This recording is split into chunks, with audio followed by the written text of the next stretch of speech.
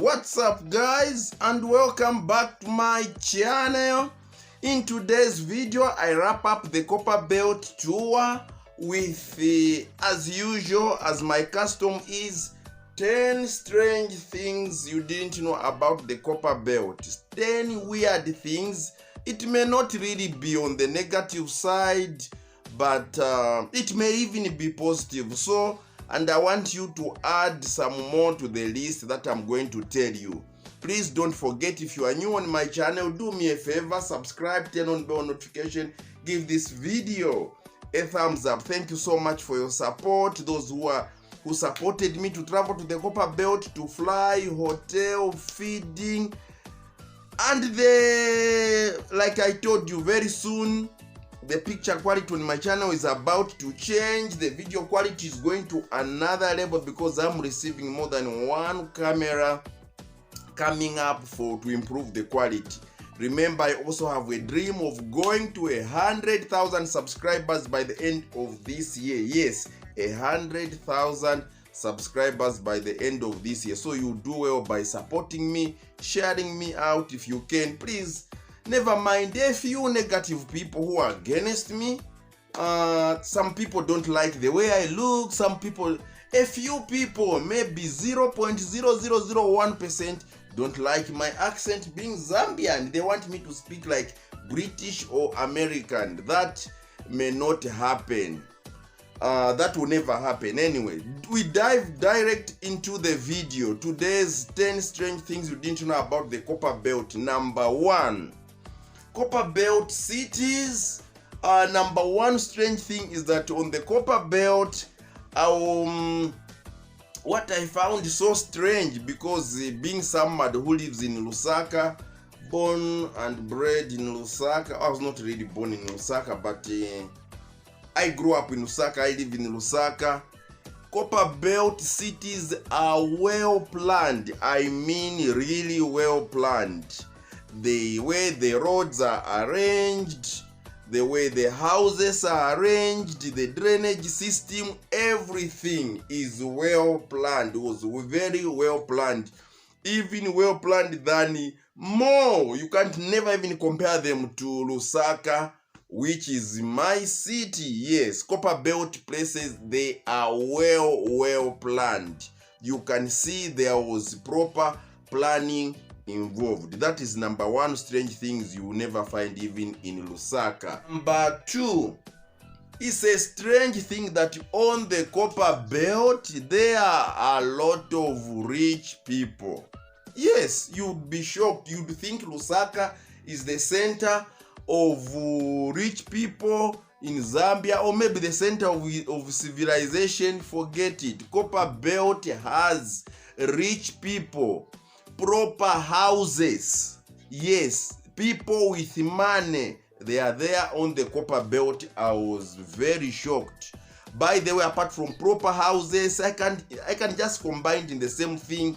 People on the Copperbelt ride. There are a few individuals on the Copperbelt who ride extremely expensive cars, very expensive cars. They have built powerful houses in great residential areas. Yes, I saw the kinds of Land Cruisers. You know, Land Cruisers in Zambia, they are quite expensive. For example, the latest one, which goes for even up to $240,000. Some chaps who just argue what they don't know. I know the cost of a Land Cruiser. I go to their showroom. I was there yesterday. $240,000. There are some Zambians who own those kinds of vehicles. I even saw Rolls Royce. Yes, on the Copperbelt, Rolls Royce. They are there on the Copperbelt. Extremely rich individuals. Another third thing is that Copperbelt produces a lot of copper. Yes, a lot of copper is produced on the Copperbelt. But a strange thing I found on the Copperbelt, guys, is that in spite of producing copper has come to Lusaka. Many make roads on the Copperbelt. Township roads are not really very well taken care of. You find that well planned houses, very few roads are done. You find the midis. I went, visited. You know, I'm traveltainment. I travel. I don't just sit down. This is one out of 50 videos or 1 out of 20 videos you see me sitting down giving you information. I step out on the street to give you the actual information. That's why I'm traveltainment. I travel on the place, not just talking from nowhere. On the streets, on the Copperbelt, you find that the main streets may be tarred, but the township road, despite of having a government, for example, the previous government had, they were known for making a lot of roads. But I was a little bit disappointed to find that the good, well-planned cities, the tarmac, maybe it was done 50 years ago. You find that it has never had good roads within the township. Number 4th strange thing about the Copperbelt is that there is widely dominant Bamba. Yes, there's a lot of Bamba. Just like I've been to other places. In southern, you find there's a lot of Tonga. Here in Lusaka, there's a lot of Nyanja. You go on the Copperbelt, you find there's Ngoni, Nsenga. So on the Copperbelt, you also found Bamba. By the way, I'm not talking about the real Bamba. The real Bamba you find in Kasama, or the northern province. Not that typical Bamba. That is not what I expected on the Copperbelt. I was expecting to find, on the Copperbelt you find there is a jargon like Bamba.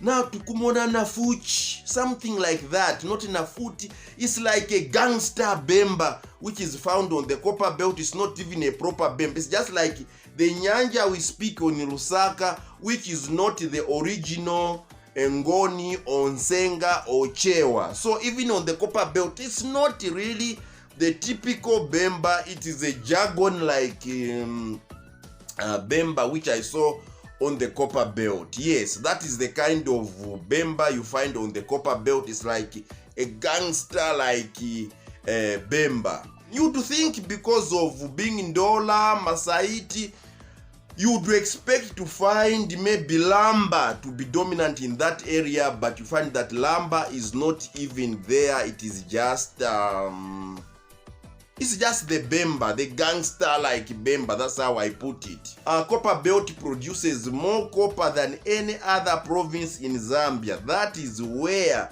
So that's why the other point I was saying, it is strange or weird thing. How can a place that produces copper, which produces a lot of money or forex in Zambia, yet it seems to be a little bit more neglected?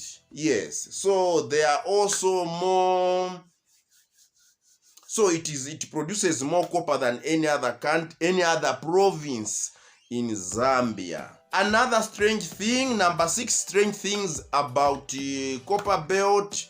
Of all the places in the world, 𝙏𝙗𝙖𝙑, the second UN Secretary General, died in Zambia. By then, in Northern Rhodesia, in the year 1962, he crashed in Indora. If you have never watched that video, just go back to my playlist, Copperbelt playlist. You see the 𝙏𝙗𝙖𝙑. That UN Secretary General died in a mysterious plane crash in Indora. I went there just near the Simon Mwansakapwepwe International Airport. So that is also a strange thing. It is there. It is now a national monument. A lot of people have gone there. The former UN Secretary General Kofi Annan, all the presidents, many. It has got a lot of history and significance. Number 7 strange thing about Copperbelt is that you find that there is a slave tree. Like I found, there's still a place where the actual slave trade used to take place on the Copperbelt. That is strange, very weird. Many places would have even been forgotten, but the places there, I also did a video. Then there's also another one which is near the Luansha turnoff. There's another tree where slave trade was taking place, where blacks were being sold for slavery to the Middle East, or some of the people I call black Americans. They probably came from Zambia, because this is the place where there's two places on the Copperbelt where they were being sold. Number 8 strange thing on the Copperbelt. You see, like I'm saying, like one of my respected people I have on this channel who normally comments is one of Father Bishop Tresfo Mpundu. he commented one thing: how can a country have so much and yet have a lot of poor people? Strangely, on the Copperbelt, if you go there is a huge, massive unemployment, yet we have a lot of copper.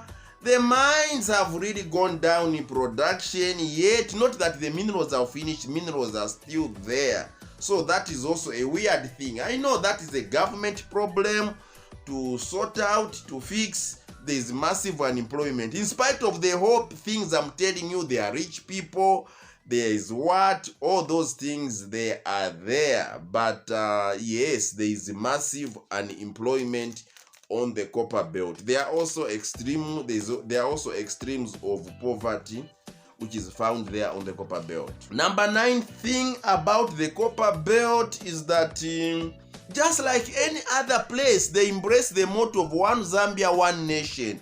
So some people, maybe one day I should do what I mean when I say one Zambia, one nation. In Zambia, it's Zambia, one nation. So you can be white, you can be Indian, you can be from Eastern Province, you can be from Southern, whichever language you speak. Zambia has got more than 73 ethnic languages. That is a little bit too much. I know about 7 languages. Imagine if I knew 7 different languages, like I know French, Spanish, I know Chinese, or I know Russian, just like that. Maybe my mind. Now imagine my mind in Zambia. Out of the 73 languages I speak, about 7. I speak fluently about 7 indigenous Zambian languages. That was too much anyway, but it is what it is. We still have 73 languages. So in spite of that, we are still one Zambia, one nation. You may be from India, you may be from England, you may be from the US. Zambia is still one Zambia, one nation. So we still believe we are still one people. They are welcoming people. They are welcoming. They are good people on the Copperbelt. The popular word called the 𝙏𝙝𝙖𝙠 comes from the Copperbelt, guys. So if you hear one strange thing, the word 𝙏𝙝𝙖, when you hear 𝙏𝙝𝙖, they only come from the Copperbelt. So these were like I don't know whether I should term them the illegal miners, although the president has empowered a lot of youth and women to benefit from the copper slag there as an empowerment scheme. So when you hear 𝙏𝙝𝙖, that term, it refers to only, it comes from the Copperbelt. It's not anywhere else in Zambia. Not in Lusaka, you won't find 𝙏𝙝𝙖. They are only found on the Copperbelt. That is weird, isn't it? Another bonus, number 11. The Black Mountain is only found on the Copperbelt. In Ndola, 𝙏𝙗𝙗. Yes, although in Ndola there are some, but the popular Black Mountain comes from 𝙏𝙗𝙗. That's where you find the popular Black Mountain. So it is only on the Copperbelt. It's weird. The Black Mountain comes from the Copperbelt. So this is the slag that comes from, after purifying some copper a little bit, that dump site, those black heaps, they are known as the Black Mountain. Number 12, Copperbelt has cleaner cities than any other. So apart from just planning well, people on the Copperbelt generally, yes, you may find a few things here and there, Ndola, Chingola, Kitwe. The people on the Copperbelt, they have a sense of cleanliness. So you find that indiscriminate dumping of waste, cans, whatever, food, everything, garbage, is not as it is done maybe in places like here in Lusaka. So people on the Copperbelt are really neat people. Finally, ladies and gentlemen, thank you so much for watching up to this end. The last thing, last bonus thing about the Copperbelt people are great soccer fans. In fact, where I never went, which is Mufulira one day, where even great players like, is it Charles Musonda, 𝙏𝙗𝙗𝙧, 1988, the African Footballer of the Year, 𝙏𝙗𝙗𝙧, the best Zambian football legend, comes on came from the Copperbelt. So we find that Copperbelt has produced a lot of soccer. Also, people on the Copperbelt generally love soccer. Stories, you are on a bus, you are on the street, they always talk about soccer, or as we call it football. We also call it football. So there is a lot of soccer. Thank you so much, guys, for supporting me, always coming back to watch my videos. Please push me to 100,000 subscribers by the end of this year. If you are new on my channel, subscribe, turn on bell notification, give this video a thumbs up. We are one Zambia, one nation. I'll see you in my next video. Peace.